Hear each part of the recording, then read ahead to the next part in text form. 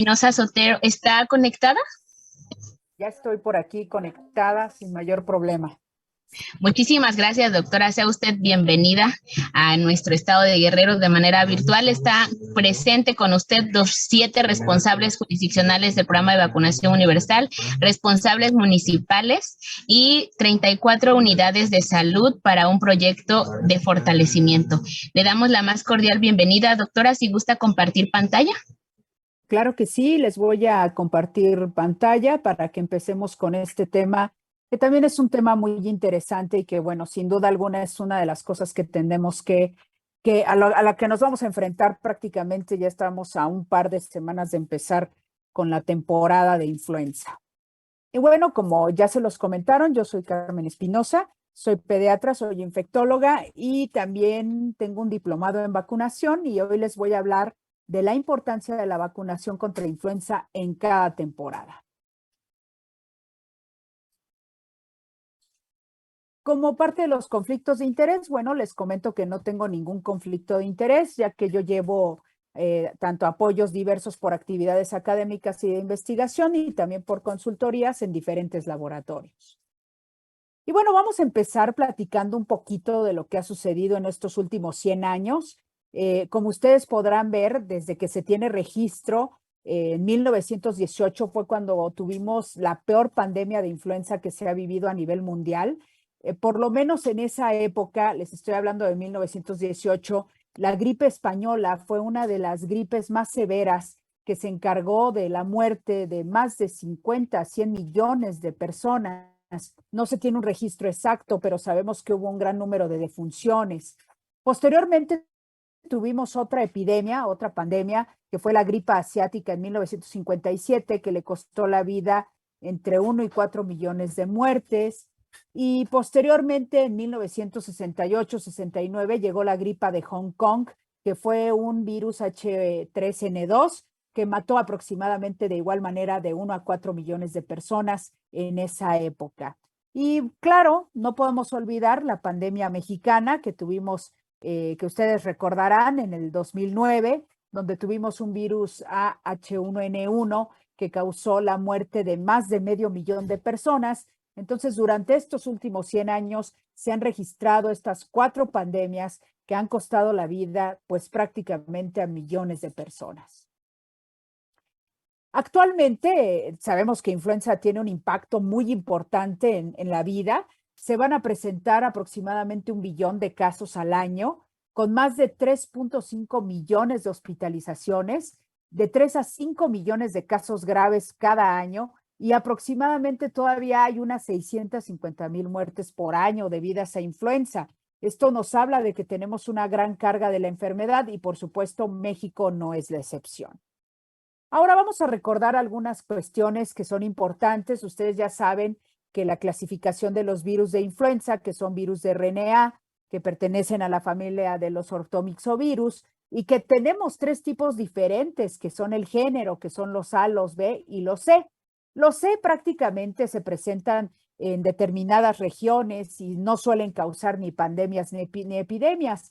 Con los que tenemos que tener mucho cuidado es con los serotipos A y los serotipos B. Estos 2 tipos de virus, recordemos que son los que se han encargado de causar pandemias. Y algo que quiero dejarles muy claro, generalmente la gente tiende a pensar que los tipos A son muchísimo más graves que los tipo B. Pero recuerden que ambos virus pueden ser bastante letales y que ambos virus van a estar circulando al mismo tiempo prácticamente casi en todas las regiones del mundo. Los virus a su vez, se subtipican en linajes o subtipos que son, ya conocen ustedes, los H1N1, los H3N2, que son los que han predominado prácticamente en los últimos 15 años. Y de los virus B, vamos a tener 2 tipos de virus. Aquí solamente tenemos 2 linajes, que es el Yamagata y el Victoria.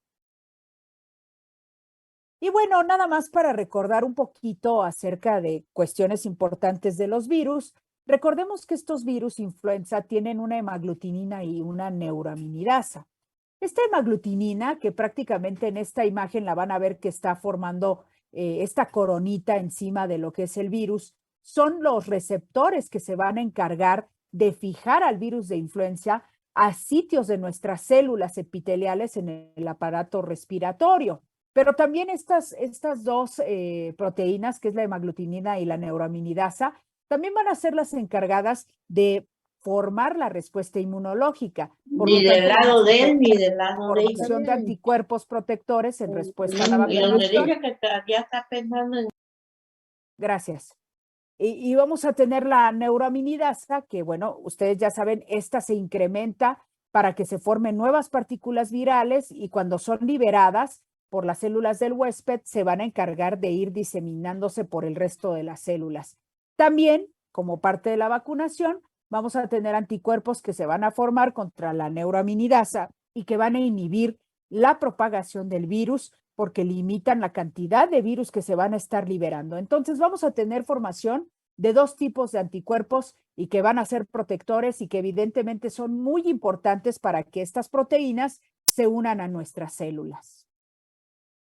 Y algo que también debemos de recordar son las mutaciones que pueden tener estos virus de RNA. Recuerden que vamos a tener dos tipos de mutaciones que son a una les llamamos el drive antigénico, que aquí hagan de cuenta que cada vez que una persona se infecta por virus de influenza A o B, esto ocurre cada año, vamos a tener mutaciones que van a afectar el RNA del virus, pero que no ocasionan nuevos tipos virales. Sí pueden provocar epidemias significativas, pero prácticamente si una persona ya tuvo afección por uno de estos virus, pues prácticamente sería muy difícil que le pudiera volver a dar la misma cepa.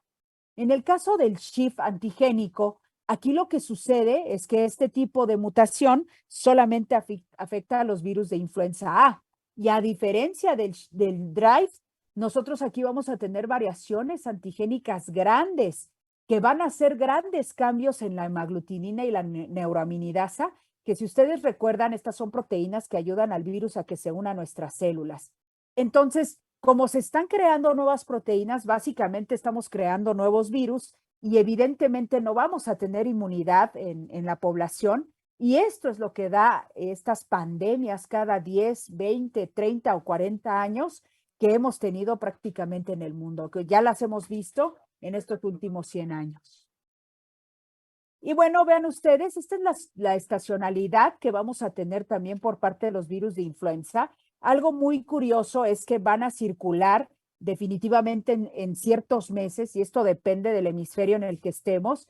Entonces vean, en el hemisferio norte, que es donde nos encontramos nosotros, pues básicamente vamos a tener casos desde enero hasta marzo, abril, inclusive ahorita ya ha habido casos hasta mayo, y la temporada de influenza pues prácticamente empieza en octubre, noviembre, es cuando vamos a empezar a tener el mayor número de casos. Entonces sí, a nosotros nos afecta en esos meses. Luego tenemos a los países que se encuentran en climas tropicales. Vean cómo ellos tienen circulación del virus todo el año, pero sobre todo en los meses de abril hasta lo que es agosto, es cuando van a tener el mayor número de casos. Y para los países que se encuentran en el hemisferio sur, ellos van a tener un mayor número de casos durante junio a octubre, es decir, tenemos una forma invertida a la temporalidad o estacionalidad del virus, pero bueno, pues nosotros prácticamente estamos a punto de entrar a la temporada que se va a encargar, bueno, en esta temporada de influenza.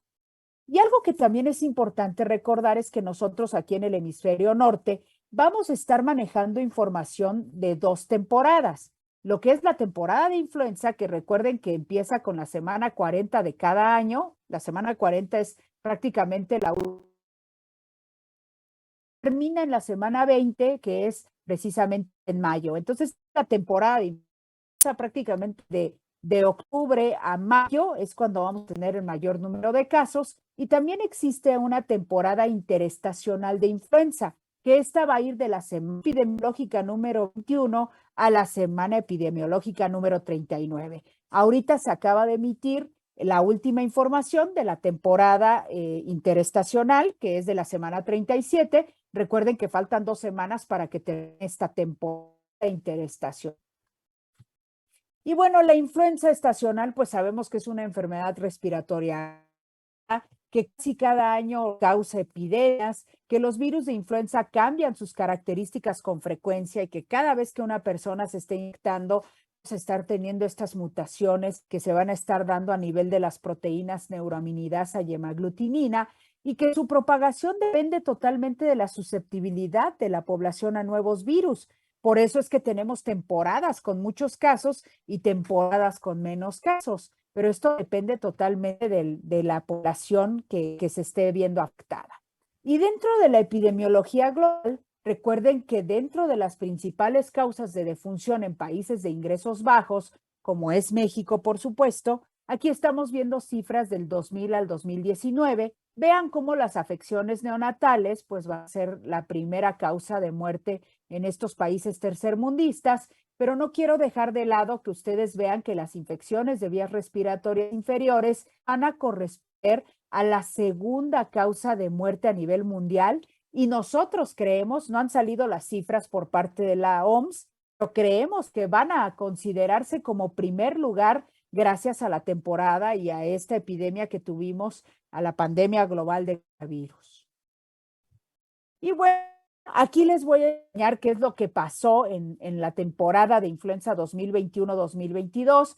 Aquí podemos ver en colores diferentes estas diferentes temporadas, y si ustedes ven del 2021 al 2022, el virus que predominó fue una H3N2, que afortunadamente venía contenido en la vacuna de esa temporada que se estuvo aplicando, y aquí podemos ver cómo a partir de la semana 45 empezó a haber un incremento en el número de casos. Prácticamente en la semana 1 epidemiológica fue cuando se obtuvo la mayoría de casos, y posteriormente empezó a bajar hasta que logró desaparecer por ahí de la semana 20, que hemos tenido poquitos casos. Sin embargo, si ustedes comparan las diferentes temporadas, pues este año pasado se considera un año de casos que no fue tan alto como en años previos, por ejemplo, del 2016 al 2017 y del 2017 al 18 fue cuando hemos tenido unas temporadas con casos más elevados.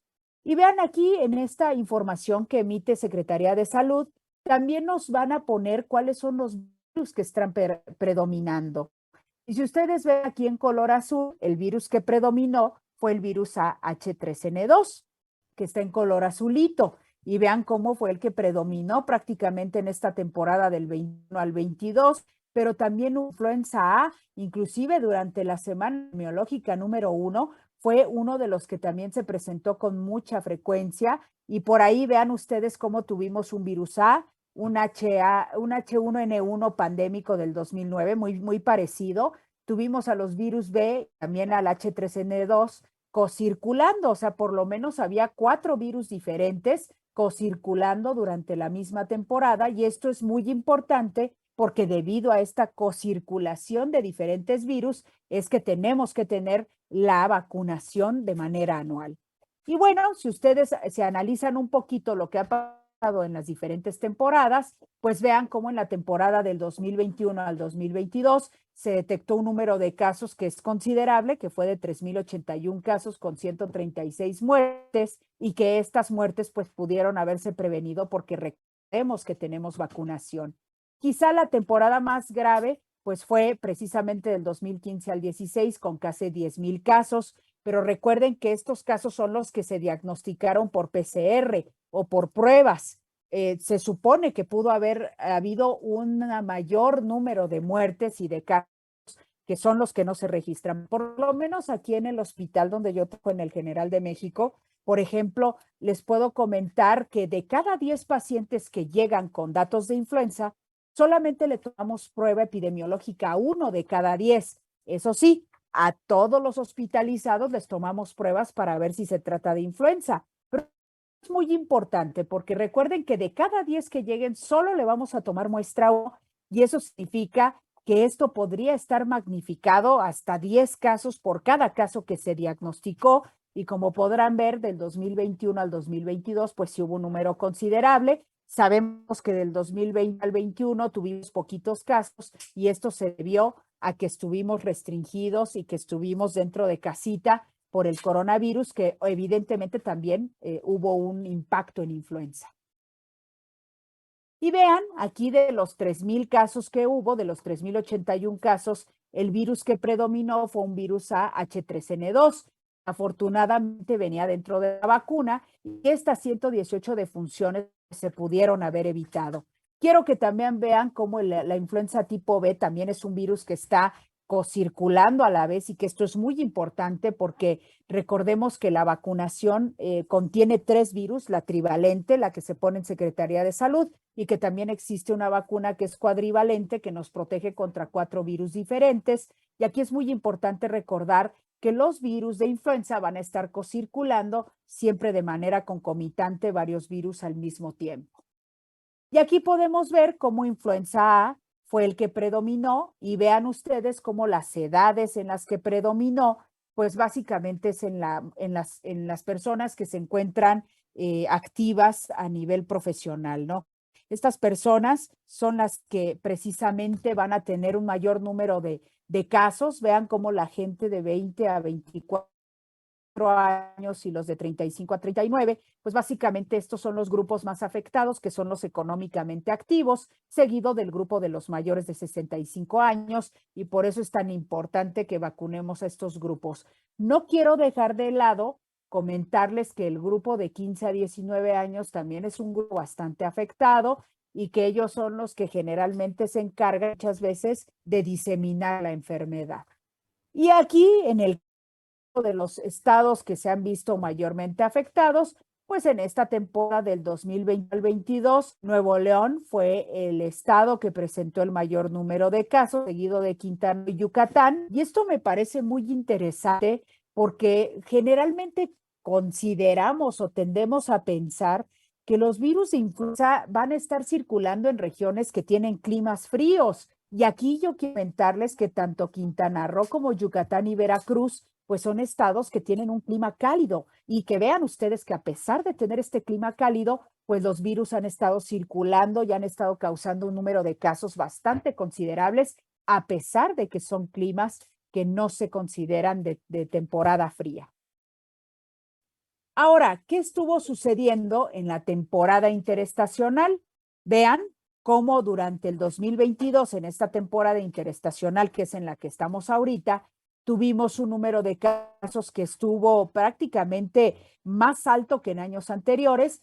Únicamente 2018 es el único año que le había estado ganando a este año del 2022, pero sí quiero que vean que la influenza se ha estado teniendo de manera estacionaria, prácticamente causando un número de casos importantes, y que si nosotros comparamos con años anteriores, vean cómo en esta temporada interestacional estuvimos prácticamente igual. De hecho, ya rebasamos al 2018 porque este es el cierre de la semana 30, de la semana epidemiológica número 36, pero ya salió el reporte de la semana 37 y déjenme decirles que solamente en una semana se diagnosticaron 129 casos más. Esto quiere decir que para la semana epidemiológica número 37, que es el reporte que acaba de salir y que evidentemente no les pude poner porque apenas salió el día de hoy, ya llevamos 1,088 muertes con 22 defunciones, 1,088 casos con 22 defunciones, y que ustedes comparen con temporadas anteriores, pues ya este 2022 está rebasando a las temporadas anteriores, inclusive el 2018, y esto es muy importante porque nosotros podríamos decir, se espera una temporada probablemente con un buen número de casos. ¿Qué virus es el que está predominando? Vean, el número de casos que ha estado predominando ha sido el H3N2, con 786 casos, que corresponde al 82%.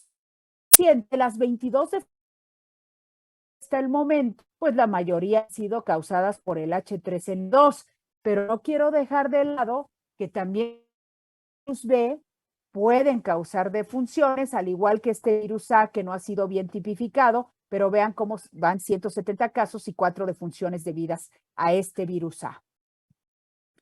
En cuanto a los tipos de virus que han estado predominando, pues vean cómo hemos tenido a los H3N2 predominantemente, pero que también tenemos marcado de color negrito a los influenza tipo A, que también han estado circulando, y esto es muy importante porque evidentemente nosotros al ponernos la vacunación, que recuerden que los virus van a estar cambiando, pues es muy importante que sepamos qué virus predominan para que la gente esté enterada de que ese virus viene contenido en la vacuna y que pues nos puede salvar la vida.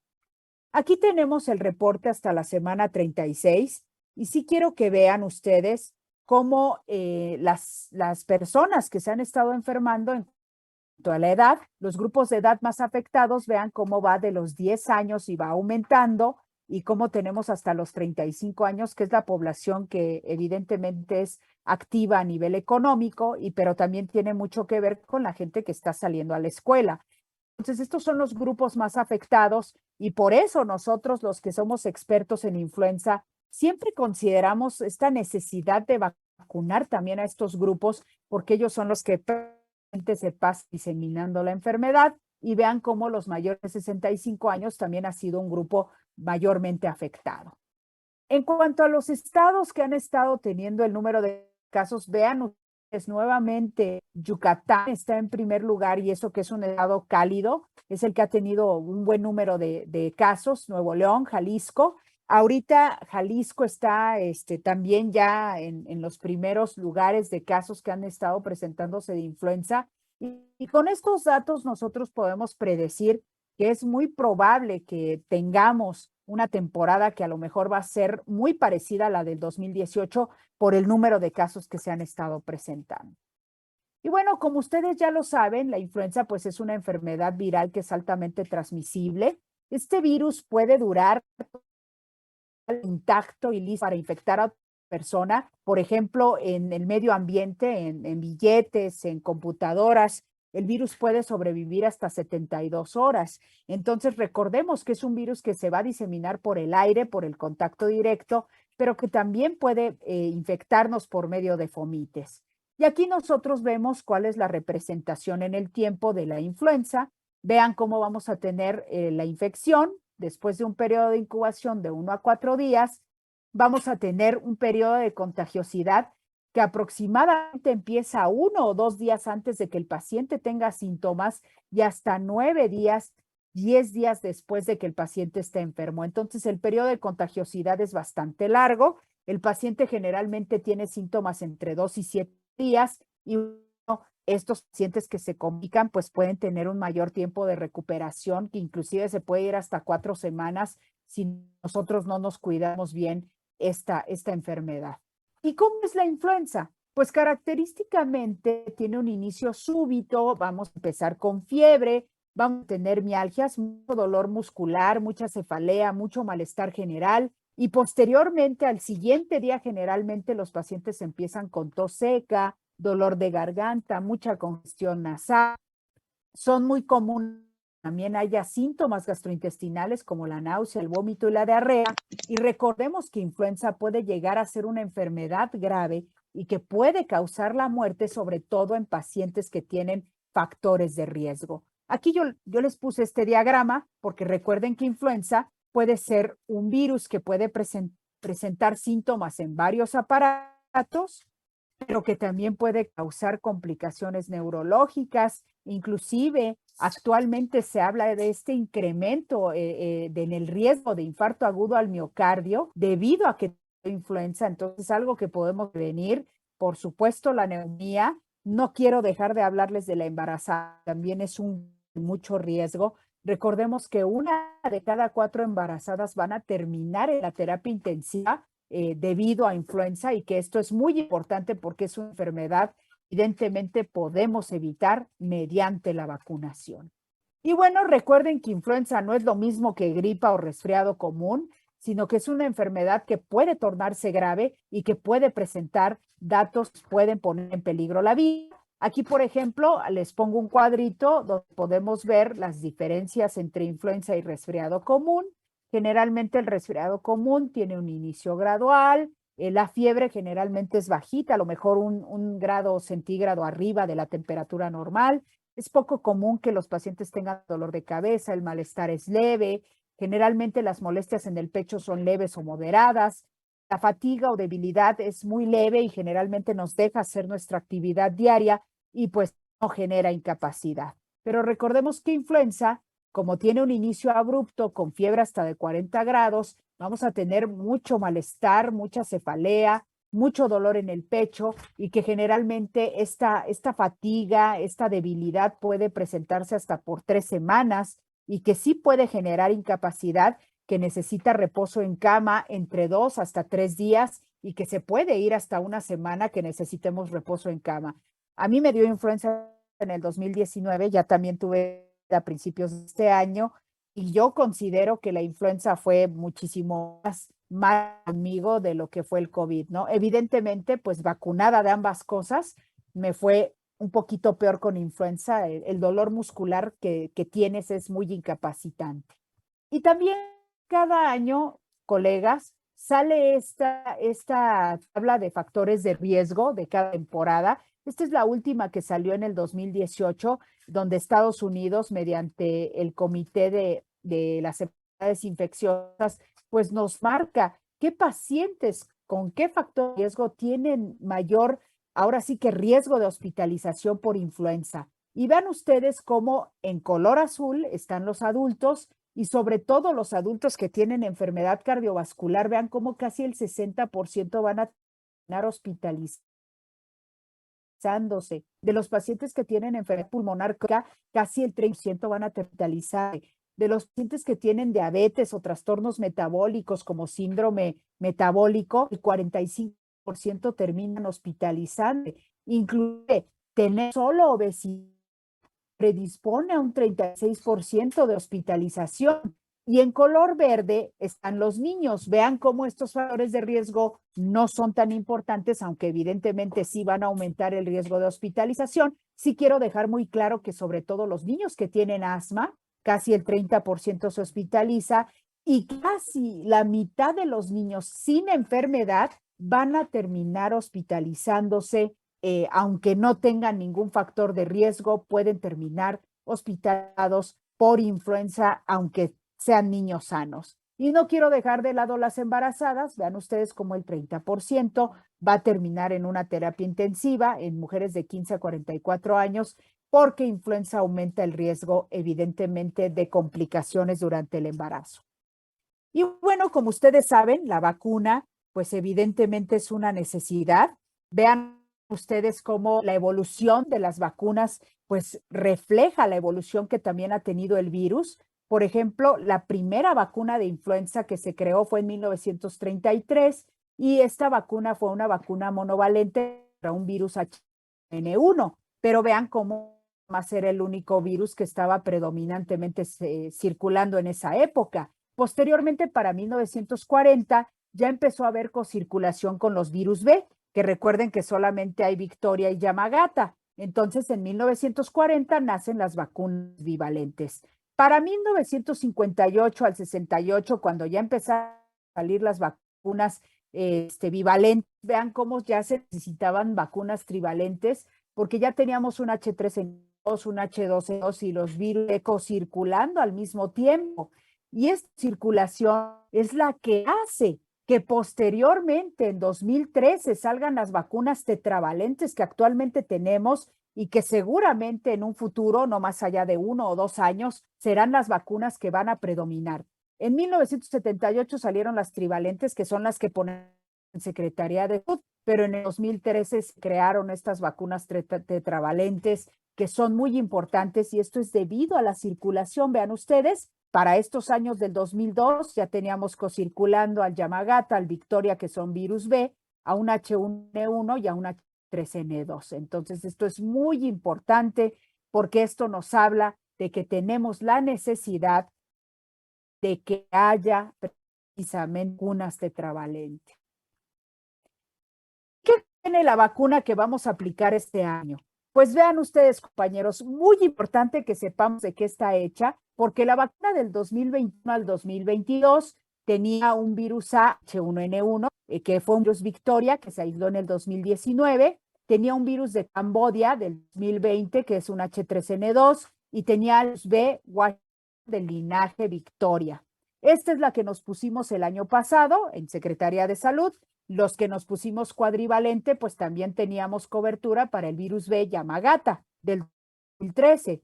Sin embargo, vean cómo la vacuna que viene para esta temporada 2022-2023 contiene el mismo virus H1N1 Victoria del 2019, pero tenemos cambio en los otros dos virus que va a contener la vacuna trivalente. Vean cómo se cambió Camboya a un Darwin del 2021 y del virus Washington B se cambió a un Austria del 2021. Entonces tenemos dos virus nuevos que van a estar consolidando esta vacuna. Es muy importante que ustedes estén informados porque es importante, digamos, a la gente, a la población, que aparte de que los anticuerpos no nos van a durar más allá de 12 meses, tenemos un cambio muy importante en la vacuna porque tenemos dos virus del 2021 que van a estar renovados en esta nueva vacuna del 2022 al 2023. Y aquellos que nos podamos poner la vacuna cuadrivalente, pues vean cómo va a traer el mismo virus del año pasado. Que recuerden que al que yo me he visto tetravalente el año pasado no quiere decir que me va a proteger contra este año, porque los anticuerpos solo suelen durar de 9 meses a 12 meses. Y bueno, ¿qué tan importante es que nosotros incluyamos lo que son las cepas B? Bueno, aquí vean ustedes, esta es la proporción media general de circulación de virus B, lo cual, por ejemplo, a nivel mundial correspondió al 22.6% de cepas, es decir, de casos de influenza, el 22.6% correspondieron a virus B. Entonces, es muy importante que también nosotros tengamos protección contra estos virus y vean cómo en diferentes regiones, si una cuarta parte de las infecciones fueron debidas a virus B en esa temporada. Y tenemos cocirculación de las cepas B. Esto es muy importante porque la cocirculación de las cepas B pues nos dice que hay cocirculación de ambos virus. Por ejemplo, en este estudio que se hizo en la Unión Europea, el virus que predominó fue una con el 83%, pero los virus B también estuvieron cocirculando. Y, por ejemplo, en este estudio se vio que tanto Yamagata como Victoria estuvieron cocirculando en la misma región. Por eso es muy importante que pongamos vacunas tetravalentes que muy probablemente en 1 o 2 años ya vamos a tener disponibles también en el sector salud. Y vean, la circulación de los virus B, ¿por qué es importante? Hay 3 razones por las cuales necesitamos estas vacunas tetravalentes. Y número 1 es porque la circulación de los virus B es impredecible. Sabemos que pueden cocircular al mismo tiempo y desde los años 80 sabemos que estas ya están cocirculando, estas dos linajes, que es el Victoria y el Yamagata, y que pueden corresponder hasta el 20 o 30% de los aislamientos, y por eso es muy importante que pongamos estas vacunas que contienen a los dos virus B. La carga de influenza también es significativa. Sabemos que puede tener un impacto muy similar a los virus B y que también puede causar disfunción, como ya lo vieron algunas estadísticas que les menciono, y obviamente muy importante que ampliemos la protección contra estos tipos de cepa y que nos van a dar protección contra los diferentes linajes. No debemos de confiarnos, por eso es importante que tengamos vacunas tetravalentes porque es importante la cocirculación de los virus B. Ahora, de acuerdo a los lineamientos de Secretaría de Salud, esta vacuna ya va a estar disponible a partir de finales de octubre, probablemente vamos a estar aplicando aquí en México, y estos son la población objetivo en la que vamos a aplicar la vacuna, que va a ser en niños de 6 meses hasta los 59 meses, en mayores de 60 años, todos aquellos que tengan entre 5 y 59 años que tengan una comorbilidad, como puede ser enfermedad pulmonar, cardíaca, renal, diabetes, VIH, obesidad. Vean, los pacientes que tienen un índice de masa corporal mayor a 40, es muy importante que se vacunen, y por supuesto los pacientes con cáncer, embarazadas y trabajadores de salud. Entonces, de acuerdo a los lineamientos, esta es la población blanco a la que tenemos que vacunar próximamente en la temporada de influenza. Pero también, bueno, hay algunas políticas y prácticas que se llevan a cabo por parte de la CIP, que es el Comité Asesor de Prácticas de Inmunización de Estados Unidos, y ellos recomiendan que haya una extensión universal de la vacuna y que se vacune a esos pacientes entre 19 y 49 años, porque recordemos que es la población económicamente activa y como ustedes ya vieron en la cifra, México también es la que más se afecta. Entonces, particularmente la CIP recomienda que vacunemos a esta población porque es la que afecta, que también vacunemos a las mujeres embarazadas, a los menores de 5 años, que estas indicaciones ya las tenemos en lineamientos de vacunación de influenza en nuestro país y recomiendo todas las personas mayores de 6 meses deben de tener alguna vacuna contra influenza antes de que inicie la temporada. Y esto es muy importante, que siempre a mí me pasa mucho que los pacientes yo les digo, vaya a vacunarse contra influenza, ya está la vacuna disponible y entonces regresan y me dicen, doctora, ¿qué cree que no me la quisieron poner, que me toca hasta enero? Recuerden que es muy importante recordar que los anticuerpos solo duran de 9 a 12 meses, perdón, y que mi paciente si vacunó en enero, probablemente para octubre ya va a tener sus anticuerpos muy bajitos, aparte los serotipos de los virus cayeron, entonces súper importante que aunque el paciente se haya vacunado en enero o marzo, yo lo vacune antes de que empiece la temporada para que protegido con estos nuevos virus que están circulando, porque los anticuerpos que el paciente tiene pues ya están muy bajos. Y también los que nos dedicamos a la salud, por supuesto, los trabajadores de salud, también debemos vacunarnos, porque ya saben que la vacunación reduce el riesgo de infección en esta persona, que somos pacientes vulnerables, que mejora la seguridad también de atención de nosotros, porque disminuye mucho la morbilidad y la mortalidad en los pacientes con los que tenemos contacto. Entonces, la OMS, realmente, tanto la CDC y la OMS, recomiendan que todos los profesionales de salud debemos estar vacunados contra influenza apenas empiece la temporada.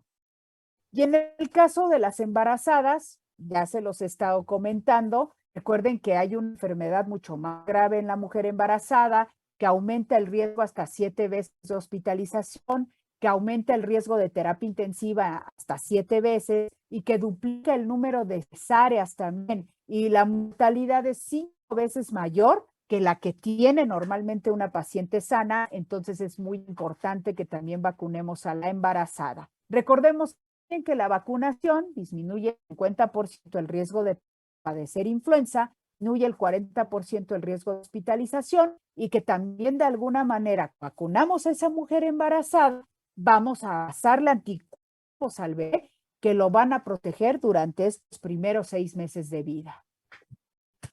Como ustedes ya saben, en México pues hay un grupo etario, los pacientes de 50 a 59 años, que desde 2014 México tiene la recomendación de implementar la vacuna universal en esos grupos de edad. Sin embargo, es algo que todavía no se ha aplicado y que debemos de poner énfasis en que se lleve a cabo, porque este grupo tiene mucha morbilidad y mortalidad por influenza, que también es un grupo que tiene alta incidencia y que representa uno de los grupos principales que van a necesitar hospitalización si es de influenza durante la temporada. Entonces es muy importante que también se vacunen. Y recuerden que la madurez lleva a cambios de homeostasis en nuestro organismo y que precisamente este cambio de la homeostasis, conforme vamos creciendo, pues vamos a tener mayor fragilidad, susceptibilidad a enfermedades, que vamos a tener un envejecimiento lamentablemente de nuestro aparato endocrino, de nuestro aparato inmunitario, tenemos cambios neurológicos, cardiovasculares, tenemos cambios del metabolismo y también a nivel de nuestro DNA. Esto favorece que tengamos un incremento en la hospitalización, incremento en la mortalidad y que también, como nos va a dejar con secuelas, pues va a reducir nuestra autonomía. Bueno, este es un estudio que quería enseñarles cómo, por ejemplo, es un estudio viejito, en 2007, en Escocia. Ellos detectaron que los pacientes que ya tenían comorbilidades a partir de los 40 años, pues ellos ya tenían un mayor riesgo de padecer influenza grave y de tener sustancialmente complicaciones. Entonces, es muy importante que nosotros vacunemos también a estos pacientes a partir de 50 años.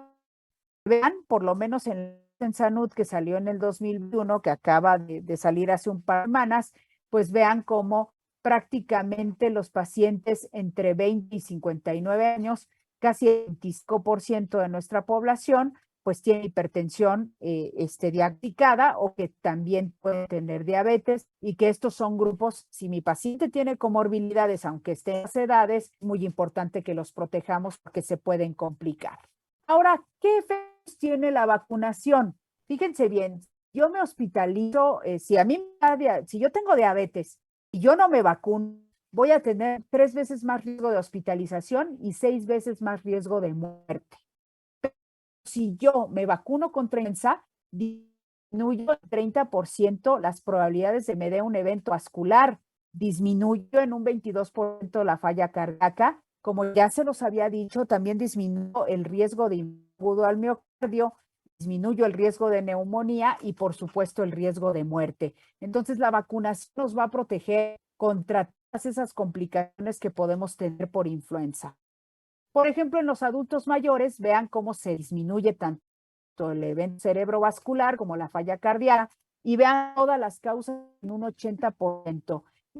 Reducción de mortalidad, pues también es mayor, vean, 53% de neumonía y hasta 65% de riesgo de evento vascular cerebral, que es algo que se presenta mucho en nuestro país.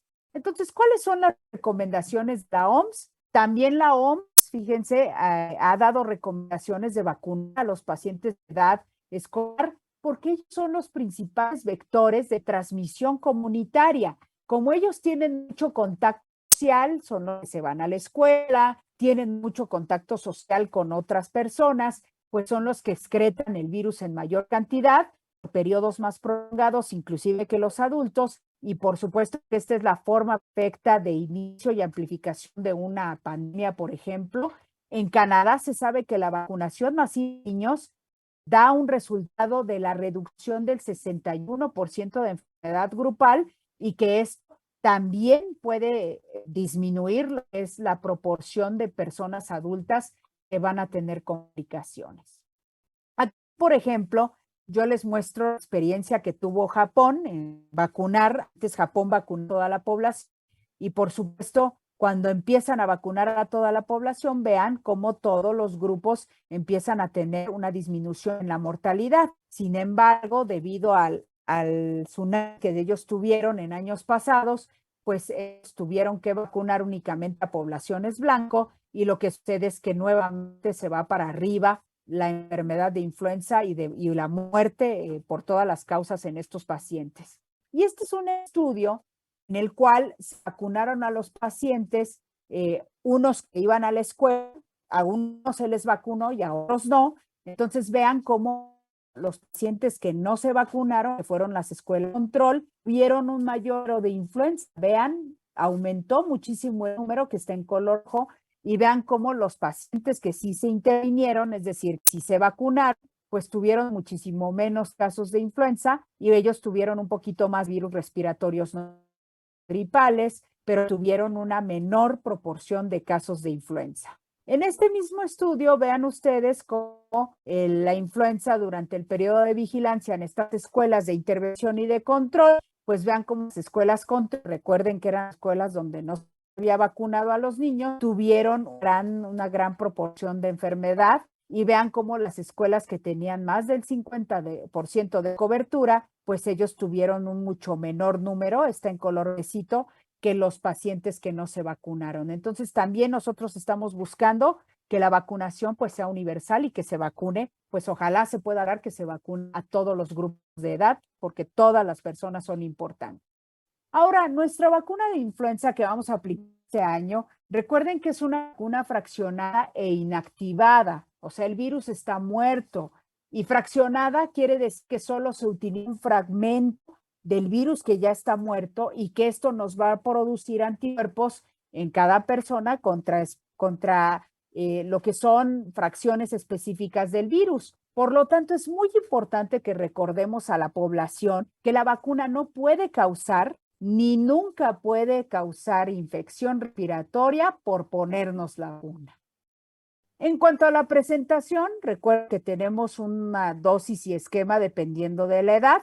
Recordemos que para aquellos niños que sean de 6 a 35 meses, les vamos a aplicar 2 dosis con un espacio de 4 semanas para que los consideremos más completos. Para aquellos niños de 36 meses a 8 años que nunca han recibido ni una sola dosis de vacuna, también es indicado que los vacunemos con 2 dosis de vacuna con un intervalo de 4 semanas, o si a lo mejor recibieron una dosis y fue en la temporada 2018-9, esos niños los vamos a considerar como no vacunados y habrá que ponerles 2 dosis espaciadas de 4 semanas.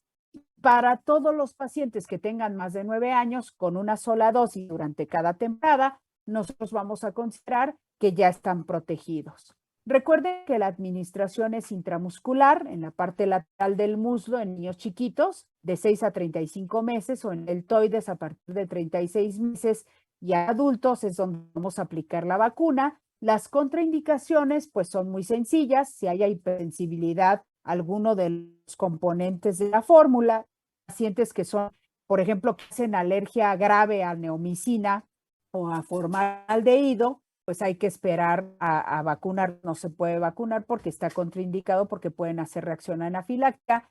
Y tenemos que posponer también la vacunación en caso de que mi paciente tenga mucha fiebre, que tenga un cuadro moderado grave o una enfermedad aguda, pues habrá que esperarlo. Y dentro de las precauciones generales, recuerden que en pacientes que tienen trombocitopenia, trastornos de la coagulación, pues hay que tener mucho cuidado, inclusive muchas veces a estos pacientes les ponemos las inyecciones subcutáneas para tratar de evitar que tengan complicaciones. El número de dosis, recuerden, si mi paciente ha recibido menos de 2 dosis de vacuna trivalente o tetravalente en temporadas anteriores, si ha recibido más de 2 dosis, sí, entonces ya solo le pongo una dosis contra influenza de manera